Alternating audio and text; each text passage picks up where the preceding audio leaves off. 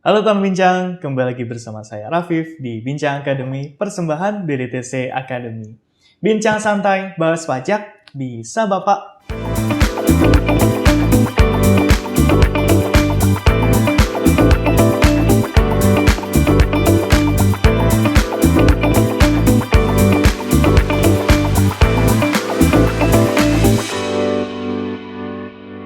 Nah teman-teman, udah tahu belum yang dimaksud dengan penghindaran pajak atau tax avoidance? Hari ini kita mau membahas tentang istilah tersebut, kayak gimana sih konsepnya, praktiknya seperti apa, dan juga negara-negara di dunia itu, otoritas pajaknya menanggapi penghindaran pajak ini bagaimana sih?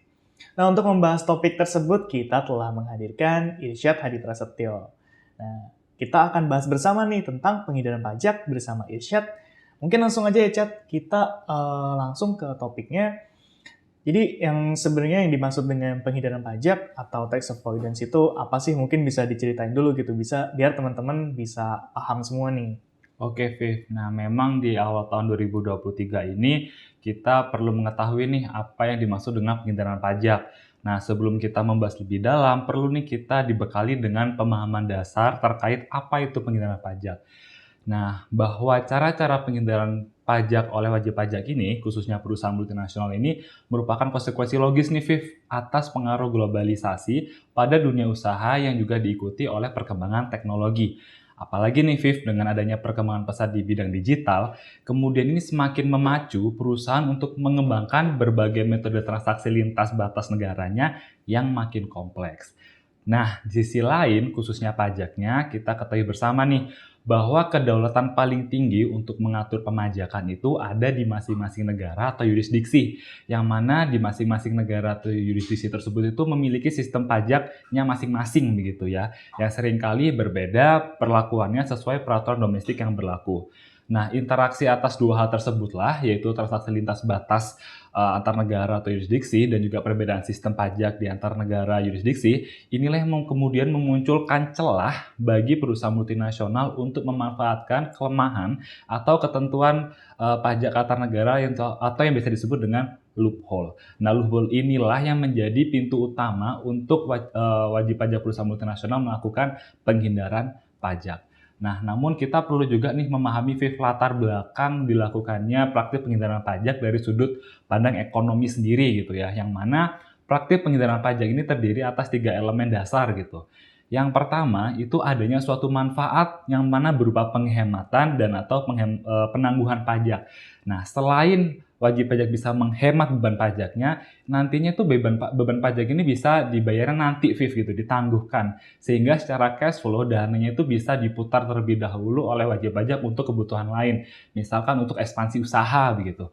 Nah, yang kedua, ini beban pajak yang berbeda karena wajib pajak itu dihadapkan dengan berbagai tarif pajak gitu ya. Nah, hal ini tuh mendorong wajib pajak perusahaan multinasional itu melihat nih mana negara yurisdiksi dengan tarif pajak yang lebih rendah dan mana yang lebih tinggi gitu ya. Nah, karena ada perbedaan ini mendorong wajib pajak itu mengalirkan penghasilannya dari negara yurisdiksi dengan tarif pajak lebih tinggi ke negara yurisdiksi dengan tarif pajak lebih rendah gitu.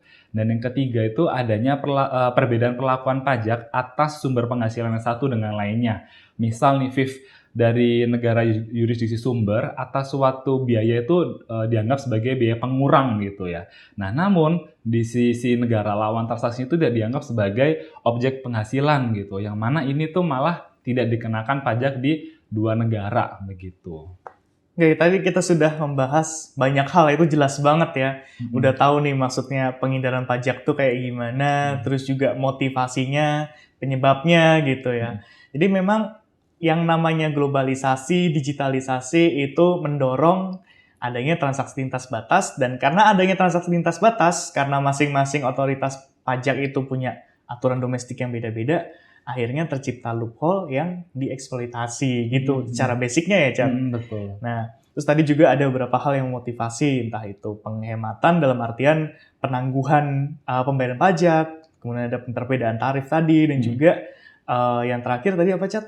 Jadi nanti atas suatu hal atau substansi ekonomi itu bisa dianggap satu biaya sebagai biaya pengurang, namun di negara lawan transaksi itu tidak dianggap sebagai penghasilan sehingga di dua negara itu tidak dikenai pajak, Viv. Gitu. Oke, jadi bagaimana nih mengutak-atik mengeksploitasi loophole yang ada jadinya dikenakan double non taxation gitu betul, ya. double non taxation. Wah, enak banget ya, jadi nggak bayar pajak di kedua negara gitu betul, ya. Itu namanya juga penghindaran pajak kan ya, Viv, ya, gitu. Namanya menghindari pajak ya biar tidak dikenai gitu ya. Atau yang tadi yang lainnya. Nah, tapi kalau misalnya tadi dibilang di awal ya, ini adalah sebuah hal yang konsekuensi logis. Berarti itu keniscayaan ya udah pasti terjadi gitu karena adanya perkembangan zaman sekarang, transaksi lintas batas makin gampang, jadinya penghindaran pajak ya bakal terjadi gitu.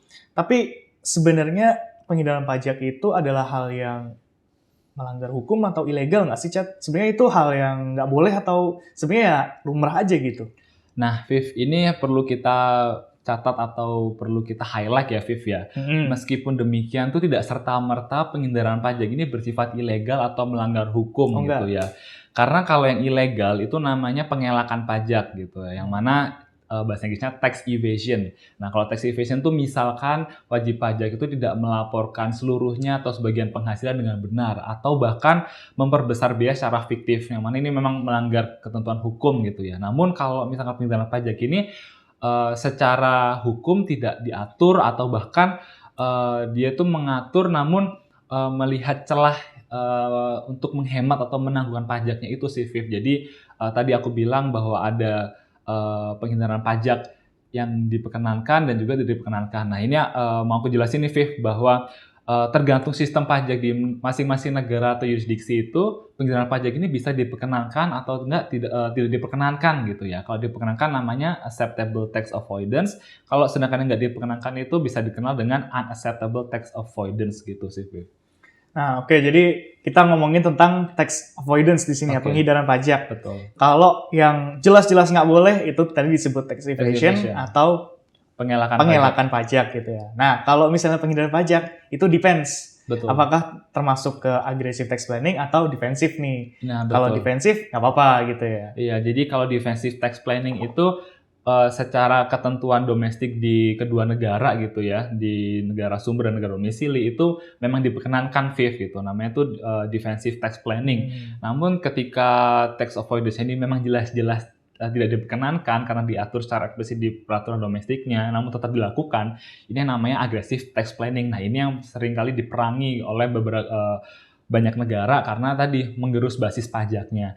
Nah, memang sih, Viv, sistem pajak masing-masing negara di sini berbeda-beda gitu ya. Betul. Bisa saja suatu skema penghindaran pajak misalnya di negara A itu diperkenankan, namun di negara B tidak diperkenankan. Nah, jadi memang kita harus melihat nih bagaimana negara sumber dan negara domisili mengatur atau suatu transaksi atau bahkan atau suatu skema begitu sih, Viv. Oke, jadi memang tidak hanya aturan domestik tentang pajaknya saja yang berbeda, tapi memperlakukan tax avoidance-nya ini sendiri juga berbeda-beda gitu ya tiap negara. Nah, oke, mungkin kita ngomongin tentang BEPS Action Plan nih, Chat.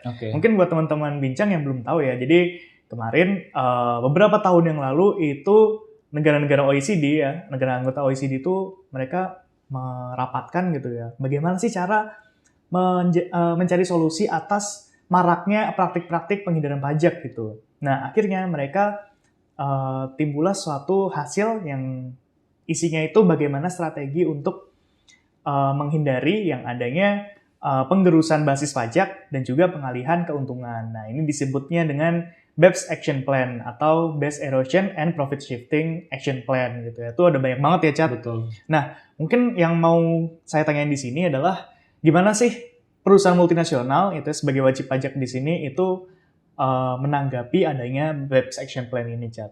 Nah, memang, Viv, kalau BEPS Action Plan ini sebelumnya ya BEPS 1.0 gitu, yang pertama itu memang ada 15 action plan gitu ya. Nah, itu macam-macam tuh, ada yang terkait penerapan P3B, ada juga yang terkait pendokumentasian transfer pricing, dan ada juga terkait bagaimana mekanisme penyelesaian sengketa pajak begitu ya, Viv. Yang menarik. BEPS 1.0 berarti sekarang udah ada yang baru?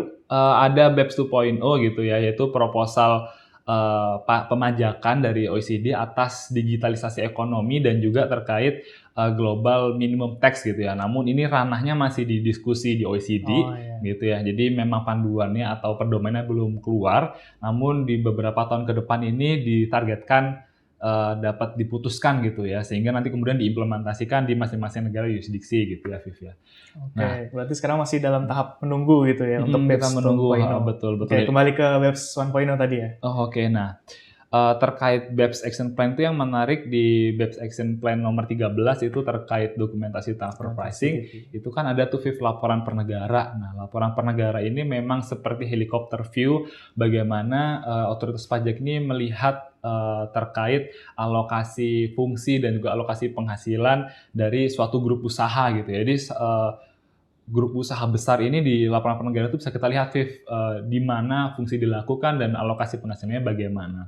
Nah, berdasarkan laporan per negara tersebut nih, OECD itu merilis suatu dokumen data tahunan baruan yang berjudul gitu ya, Corporate Tax Statistic. Nah, Corporate Tax Statistic yang terbaru ini baru rilis tanggal 17 November tahun 2022, yang mana dapat diakses di situsnya OECD secara langsung. Nah, dalam data tahunan tersebut nih dapat kita baca beberapa informasi menarik dan cukup mencengangkan nih, Viv, yang mana ini mengungkap perilaku pembayaran pajak dari grup perusahaan multinasional besar di dunia. Nah, laporan itu berisi banyak informasi yang cukup menarik dan juga berharga terkait dengan perpajakan secara global, namun relatif sepi nih, Viv, dari perbincangan publik. Nah, kalau secara garis besar nih, Viv, laporan itu memuat beberapa pertemuan berdasarkan publikasi statistik laporan per negara atau tadi Country by Country Report atau CBCR. Yang mana itu merupakan data agregat dari dan bersifat anonim terkait dengan grup perusahaan dengan omset konsolidasi lebih dari 11 triliun. Nah, secara singkat nih, Viv, beberapa ringkasan temuan dalam laporan OECD itu sebagai berikut. Yang pertama itu adanya perbedaan rasio omset penghasilan per pegawai yang relatif lebih tinggi di perusahaan berlokasi di yurisdiksi dengan tarif pajak penghasilan badan 0%. Nah, ini kita melihat nih, Viv, misalkan suatu perusahaan di negara dengan tarif pajak 0% itu ada 100 gitu ya. Nah, satu pegawai aja itu menyumbang atau berkontribusi sebesar 2 juta US dollar. Nah, ini tuh lebih besar jika dibandingkan dengan rasio omset penghasilan per pegawai kalau kita ngelihat di negara yurisdiksi dengan tarif pajak lebih dari 0%, yaitu satu pegawai itu hanya berkontribusi ke pendapatan grup sebesar 300.000 US dollar. Nah, ini sangat jauh sekali ya. Jauh banget ya. Nah, ini mungkin akan muncul pertanyaan nih, apakah karyawan di perusahaan yang bertempat di yurisdiksi dengan tarif pajak 0% ini apakah lebih produktif? Bahkan kalau dihitung skala kasar 6 kali lipat daripada pegawai di perusahaan yang berlokasi di yurisdiksi dengan tarif pajak lebih dari 0%. 300.000 dibanding 2 juta gitu ya. Iya, betul, Viv. Misalkan Icat nih di Indonesia tarif pajaknya 22% gitu ya. Icat menyumbang ke grup ini secara rata-rata itu 300.000 US dollar. Namun Rafif di negara dengan yurisdiksi bahkan tidak mengenakan pajak gitu ya, tax haven gitu. Ternyata Rafif berkontribusi ke grup 2 juta US dollar. Nah, ini apakah Rafif dan Icat berbeda gitu ya. Nah, ini menjadi suatu indikasi awal gitu ya, apakah ini dilakukan suatu penghindaran pajak, terutama menggerus basis pajak dan mengalihkan laba, atau biasa dikenal tadi oleh Raffi disebut base erosion and profit shifting atau BEPS gitu ya. Dan ini di tahun 2022 loh, Viv, yang mana BEPS Action Plan itu udah berjalan sekian tahun begitu. Nah, selain juga ini tuh indikasi merupakan transaksi tersebut itu dilakukan mungkin saja tidak memiliki substansi ekonomis dan dengan tujuan dilakukannya itu emang untuk menghindar pajak aja. Nah, ini sebuah indikasi ya, Viv ya. Jadi memang tidak serta-merta kita bisa ngomong itu merupakan penghindaran pajak, cuman sebagai indikasi begitu. Nah, yang kedua nih, Viv, tingginya transaksi afiliasi di negara pusat investasi atau investment hub yang mencapai 35% dari total pendapatan. Jadi ada beberapa negara itu memang menjadi investment hub, di mana di negara investment hub itu berlokasi perusahaan yang memegang intangible assetnya atau berperan sebagai holding company-nya gitu ya. Nah, di investment hub itu ternyata transaksi afiliasinya cukup besar, 35%. Nah, ini tuh kalau dibandingkan dengan yurisdiksi lainnya yang berpenghasilan rendah, menengah, dan tinggi, itu transaksi afiliasinya hanya 15%. Nah, ini juga sebagai indikasi nih, Viv, apakah praktik transfer pricing ini masih ada. Apalagi saat ini kan memang untuk transfer pricing cukup giat ya digalakkan oleh OECD dan berbagai negara untuk penerapan prinsip kewajaran dan kelaziman usahanya. Itu sih, Viv. Oke. Ini cukup menarik ya datanya yang disampaikan. Nah, mungkin kita bisa sama-sama cek bersama ya laporan tersebut. Mungkin di sana kita bisa mendapatkan inspirasi. Maksudnya inspirasi dalam hal untuk hal yang preventif ya. Biar kita tidak seperti itu gitu ya dalam hal penghindaran pajak yang agresif tadi. Oke. Nah, mungkin Icat bisa cerita sedikit tentang gimana sih otoritas ini menanggapi praktik-praktik penghindaran pajak ini, Cat? Oke, ini kita ngomongnya secara general view ya, Viv ya, bahwa meskipun penghindaran pajak tadi itu ada yang diperkenankan atau juga yang tidak diperkenankan gitu ya, dan ini merupakan konsekuensi logis nih dari adanya celah atau juga disharmoni peraturan pajak. Nah, otoritas pajak ini dapat diberi wewenang, Viv. Dapat diberi wewenang ya, Viv. Jadi memang tergantung peraturan perundangannya apakah memberikan wewenang kepada otoritas pajak tersebut atau tidak untuk mencegah praktik penghindaran pajak dengan berbagai mekanisme instrumen gitu ya. Nah, mekanisme aturan untuk mencegah penghindaran pajak ini namanya anti-avoidance rule. Nah, secara international best practice ini kita mengenal Viv ada 2 anti-avoidance rule. Yang pertama, specific anti-avoidance rule atau disingkat SAAR atau SAR gitu ya kalau kita bahasa umumnya. Dan juga ada general anti-avoidance rule atau disingkat GAR atau kita ngomong biasanya GAR gitu ya. Jadi ada satu SAR yang satu GAR gitu ya. Pertama yang SAR. SAR sendiri itu merupakan ketentuan anti penghindaran pajak yang bersifat khusus Viv atau spesifik. Ini itu langsung menyasar wajib pajak atau transaksi yang tertentu aja guna mencegah kondisi yang dianggap sebagai penghindaran pajak. Jadi memang beberapa kondisi transaksi atau wajib pajak itu udah jelas-jelas banget nih praktik penghindaran pajak karena udah ketara, jadi langsung kita sasar itu secara spesifik melalui ketentuan yang spesifik pula gitu. Nah, namun kadang kali ini perkembangan teknologi yang cukup pesat yang menghasilkan metode transaksi lintas batas yang semakin rumit, semakin kompleks, ini tuh tidak diimbangi dengan perkembangan peraturan untuk mencegah penghindaran pajak tersebut, Viv. Karena kita perlu ketahui bahwa untuk menyusun suatu peraturan ini perlu banyak suatu riset, perlu banyak suatu diskusi gitu ya, dan juga secara birokrasi untuk mensahkan suatu undang-undang ini cukup lama ya, Viv ya. Itu kadang-kali tuh praktik penghindaran pajaknya itu lolos gitu, Viv. Nah, maka dianggap itu secara tidak efektif gitu ya. Jadi tidak cukup efisien dan juga tidak efektif untuk tadi mengikuti perkembangan teknologi. Maka ada satu namanya GAR atau General Anti-Avoidance Rule. Jadi memang GAR ini itu merupakan ketentuan anti penghindaran pajak yang bersifat umum, Viv. Tidak dibatasi siapa subjeknya dan apa objek tertentu gitu. Dan GAR ini tuh memang ditujukan pada wajib pajak ada atau transaksi yang secara umum, namun ini tuh langsung gitu, Viv. Ketika ada suatu indikasi penghindaran pajak, ini dapat digunakan oleh otoritas pajak untuk melakukan penyesuaian kembali begitu.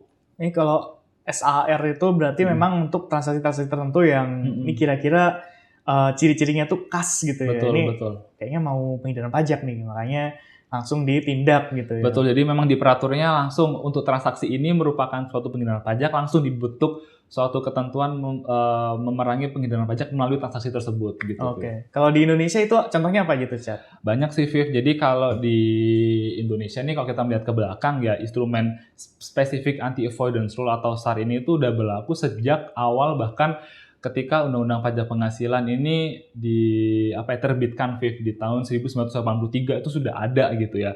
Yaitu tepatnya pada pasal 18 Undang-Undang Pajak Penghasilan. Dan terbaru ini, Viv, di Indonesia ini mempertegas SAR-nya itu ada di Peraturan Pemerintah Nomor 55 Tahun 2022. Gitu sih, Viv. Oke, ini PP 55 2022 tuh baru terbit benar-benar bulan lalu ya, Chat? Betul, beberapa minggu lalu sih. Iya, bulan Desember pertengahan gitu lah ya. Nah, kalau boleh diceritain itu gimana sih ketentuan PP 55 2022 dalam mengatur anti-avoidance rule ini? Oke, nah tadi Prof. Viv tanyanya apa saja sih bentuk SAR yang di Indonesia. Nah, di sini tuh PP 55 ini mempertegas kembali, Viv, beberapa bentuk SAR yang sudah ada di Undang-Undang Pajak Penghasilan, yaitu di pasal 18. Kemudian oleh PP 55 ini dipertegas kembali gitu ya. Lebih tepatnya di pasal 32 ayat 2 PP 55 tahun 2022. Nah, ini tuh untuk memperjelas kembali apa saja sih mekanisme instrumen penghindaran instrumen untuk anti penghindaran pajak yang dapat dilakukan oleh otoritas pajak gitu ya, khususnya kalau di peraturan umumnya menteri gitu. Nah, adapun instrumen anti penghindaran pajak ini mencakup beberapa hal, Viv. Nah, sini Ica jelaskan beberapa hal aja dulu ya. Yang pertama ini ada CFC Rules gitu ya. Nah, CFC Rules ini itu untuk membatasi penangguhan pengenaan pajak atas penghasilan dari CFC. Jadi memang kalau misalkan melalui skema CFC ini, perusahaan ketika memiliki saham di luar negeri itu bisa menangguhkan penghasilannya untuk dibawa ke Indonesia, yaitu kalau misalkan kepemilikan saham kan dapatnya dividen, Viv, ini Betul. ditangguhkan. Jadi dividennya nggak dibagi-bagi, diendapkan di negara luar gitu. Nah, di sini tuh CFC Rules ini membentuk suatu dividen begitu. Nah, CFC Rules ini pada umumnya itu akan memajaki penghasilan dari CFC tersebut, yaitu dividen tadi, pada tingkat pemegang saham terlepas dari apakah pemegang saham tersebut telah menerima penghasilannya atau tidak gitu, Viv. Nah, yang kedua ada Thin Capitalization Rules. Nah, Thin Capitalization Rules ini tuh ketentuan untuk mencegah perusahaan memiliki jumlah utang yang jauh lebih besar jika dibandingkan dengan jumlah modalnya. Sehingga itu ada modal terselubung melalui pinjaman berlebih. Jadi kalau misalkan perusahaan ingin melakukan suatu investasi, Viv, itu bisa melalui berbagai cara. Salah satunya itu melalui modal, penyuntikan modal gitu ya. Kalau modal kan nanti dapatnya dividen, namun akan dipajaki dulu, Viv, di sisi investinya melalui PPh badan gitu ya. Namun kalau misalkan di skema yang lain, yaitu melalui utang gitu ya, Viv. Nah, utang ini tuh bisa bebas pajak karena di sisi investinya itu bisa dikurangkan sebagai beban bunga gitu ya, dan juga di sisi penerimanya itu bisa dapat suatu reduced rate gitu, Viv, kalau di sesuai P3B. Nah, ini untuk mencegah tadi, Viv, agar tidak terlalu besar banget pinjamannya, maka dibentuklah suatu Thin Capitalization Rules untuk membatasi jumlah utangnya. Nah, seperti ketahui, Viv, memang tadi Icat bilang ya bahwa atas pinjaman itu akan mendapatkan biaya bunga yang dapat menjadi deductible expense, sedangkan atas modal akan diberikan suatu penghasilan yaitu dividen yang mana sebelumnya telah dikenakan PPh badan. Nah, melalui PP 55 tahun 2022 ini, Viv, itu memperkenalkan suatu metode baru untuk membatasi jumlah utangnya tadi, Viv. Kalau sebelumnya di PMK nomor 169 tahun 2015 itu dikenalkan suatu metode debt to equity ratio atau DER gitu ya, Viv. Jadi melalui suatu perbandingan itu kita bandingkan antara utang dengan modal, nanti akan diketahui nih berapa utang yang dapat dibiayakan gitu ya. Nah, kalau di PP 55 2022 itu selain DER tadi, ada juga nih salah satu metode baru yaitu Earnings Stripping Rules. Nah, melalui Earnings Stripping Rules ini itu dikenalkan suatu persentase tertentu dari biaya pinjaman, tapi dibandingkan dulu, Viv, dengan EBITDA. Jadi, biaya pinjaman dibandingkan dengan EBITDA atau yaitu pendapatan usaha sebelum dikurangi biaya pinjaman, pajak penghasilan, penyusutan, dan amortisasi. Dan juga ada metode lainnya. Nah, yang ketiga, Viv, ada juga nih penerapan prinsip kewajaran dan kelaziman usaha yang biasa dikenal dengan arm's length principle. Nah, ini memang mempertegas sebelumnya sih, Viv. Kalau kita udah tahu ya di pasal 18 ayat 3 itu memang untuk suatu transaksi afiliasi itu harus sesuai prinsip kewajaran dan kelaziman usaha. Ini dipertegas lagi, Viv, di PP 55 tahun 2022 terkait bagaimana penerapannya. Bahkan termasuk juga, Viv, terkait metode-metode apa saja ketika menerapkan prinsip arm's length principle tersebut.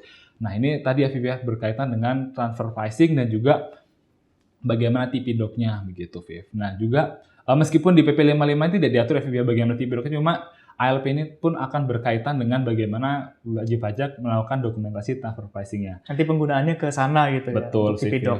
Betul. Nah, yang keempat nih, Viv, ada juga yang baru nih, yaitu adanya wewenang kepada otoritas pajak itu untuk mengoreksi fiskal secara positif atas pembayaran yang dilakukan oleh wajib pajak dalam negeri ke wajib pajak luar negeri yang dilakukannya itu dalam rangka memanfaatkan perbedaan perlakuan perpajakan antar negara atau yurisdiksi atas suatu instrumen atau entitas yang dapat memiliki lebih dari satu karakteristik. Nah, ini biasa dikenal dengan hybrid instrumen atau hybrid entity. Nah, ini tuh bisa dilakukan koreksi fiskal positif. Jadi kayak biayanya itu bisa dianggap tidak dibiayakan gitu, Viv. Dan sebenarnya banyak sih, Viv, instrumen yang lainnya termasuk ketika perbandingan kinerja keuangan atas wajib pajak terhadap wajib pajak yang melaporkan kerugian secara tidak normal itu ada juga, Viv. Nah, itu mungkin bisa diatur di suatu kesempatan yang lain ya, Viv, ya. Itu sih, Viv. Oke, berarti intinya memang PP 55 2022 ini banyak penegasan, ada juga sedikit perubahan dan juga ada yang diangkat gitu ya dari PMK, dari UU gitu, dijadikan PP ini. Betul. Dan mungkin tadi kan kita udah seru banget nih bahas tentang spesifik anti-avoidance rule. Mungkin bisa diceritakan sedikit nih tentang GAR biar kita nggak kelewatan juga nih. Nah, perlu kita catat sih, Viv, bahwa GAR ini belum diadopsi atau diimplementasikan di level peraturan perundang-undangan di Indonesia. Jadi di Indonesia ini memang belum ada GAR gitu ya. Meskipun sempat diwacanakan di perubahan undang PPH melalui Undang-Undang Harmonisasi Peraturan Perpajakan yang tahun lalu, tahun 2021, namun wacana tersebut tuh dihapuskan dari rancangan undang-undangnya gitu ya, Viv ya. Nah, meskipun demikian, Viv, kita dapat pelajari bersama bahwa prinsip GAR ini tuh ternyata ada yang mirip-mirip, Viv, atau identik gitu ya, Viv, yaitu prinsip substance over form. Jadi bukan GAR, cuma memang identik gitu ya, yang mana ini tuh sudah dari zaman dulu itu udah masuk, Viv, di penjelasan pasal 18 Undang-Undang HPP, serta juga diatur nih, Viv, di pasal 32 ayat 4 PP 55 tahun 2022. Nah, melalui substance over form ini itu dalam hal terdapat praktik penghindaran pajak tidak dapat dicegah melalui instrumen SAR tadi itu. Nah, otoritas pajak ini dapat berpedoman pada substance over form atau prinsip pengakuan substansi ekonomi di atas bentuk formalnya. Itu sih, Viv. Oke. Jadi memang belum ada di Indonesia, tapi memang ada yang similar gitu ya. Iya, jadi, identik sih prinsipnya, ya, betul. Sudah identik ya. Ya mungkin nanti kita di kedepannya tidak menutup kemungkinan nanti GAR ini bisa diadopsi di Indonesia iya, gitu ya. Kita tunggu saja. Perbaruan perundang-undangan yang berikutnya. Oke, nah tadi kita udah ngomongin tentang PP 55 2022 nih. Mungkin bisa nggak sih Ica ceritain sedikit gimana nih nanti atas perubahan, atas penegasan yang ada di PP ini terhadap dampaknya itu nanti ke wajib pajak seperti apa, dan kita sebagai wajib pajak itu menanggapinya harus seperti apa nih strateginya untuk bisa sukses nih dalam menanggapi PP terbaru ini. Betul sih, Viv. Memang sebagai wajib pajak itu kita harusnya menyambut dengan sukacita ya atas kebijakan baru pemerintah atas anti penghindaran pajak ini gitu ya. Jangan dianggap sebagai suatu momok menakutkan gitu ya. Karena memang tadi wajib pajak itu harus mengevaluasi kembali manajemen pajaknya, terutama terkait transaksi lintas batas antar yurisdiksinya dengan wajib pajak di luar negeri itu harus dievaluasi lagi, Viv. Apakah transaksinya itu secara substansial itu sudah memenuhi prinsip anti penghindaran pajaknya atau belum, dan juga apakah sudah sesuai dengan peraturan yang berlaku gitu ya. Jangan sampai selama ini tuh udah nyaman-nyaman aja, ternyata melalui penegasan di PP 55 2022 ini ada sesuatu yang berbeda gitu. Jadi misalkan terkait hybrid entity atau hybrid instrumen, atau juga terkait tadi earning stripping rules itu ternyata tidak sesuai, itu perlu dievaluasi kembali gitu ya. Apalagi ini juga masih awal tahun pajak 2023, ini waktu yang tepat untuk mengevaluasi. Nah, namun untuk lebih jelasnya dampak dan strateginya apa gitu ya, itu mungkin di sini nggak cukup ya, Viv, ya waktunya. Nah, mungkin rekan-rekan tuh bisa mempelajari atau membahasnya kembali itu lebih dalam di seminar di TC Academy yang akan dilaksanakan minggu depan nih, Viv, yaitu bertajuk Rezim Baru Anti Penghindaran Pajak dalam PP 55 tahun 2022, termasuk juga dampaknya bagi wajib pajak.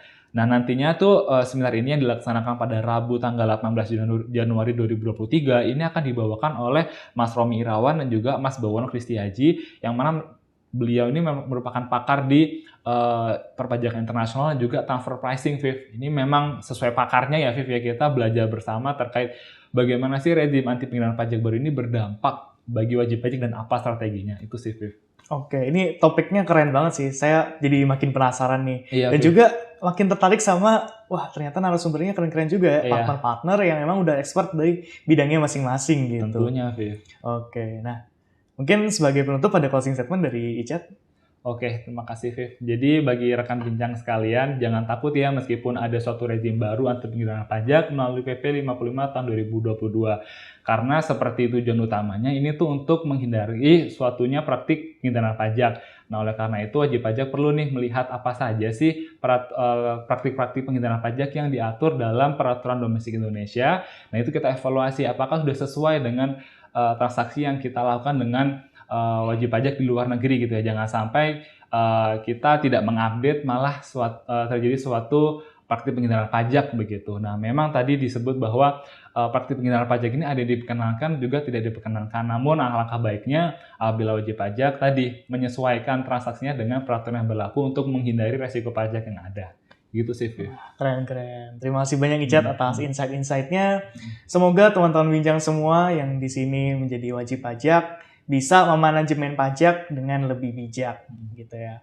Mungkin kita bisa ketemu di lain kesempatan. Terima kasih teman semua sudah menonton hingga terakhir. Dan juga jangan lupa untuk mendaftar di seminar kita yang membahas topik yang sangat menarik ini, yaitu tentang rezim anti pengendalian pajak yang terbaru sesuai dengan PP 55 tahun 2022. Daftarkan diri Anda sekarang juga di academy.bdtc.co.id/seminar.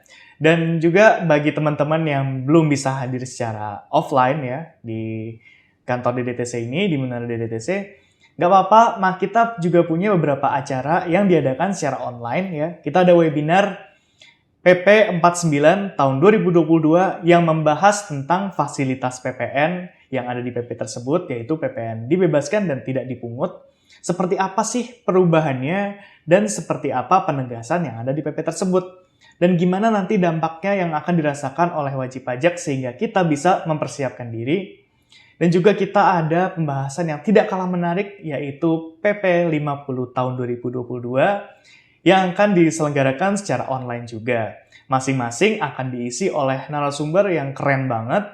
Dan juga untuk daftar topiknya apa, jadwalnya, silakan untuk cek di website kita di academy.bdtc.co.id/seminar.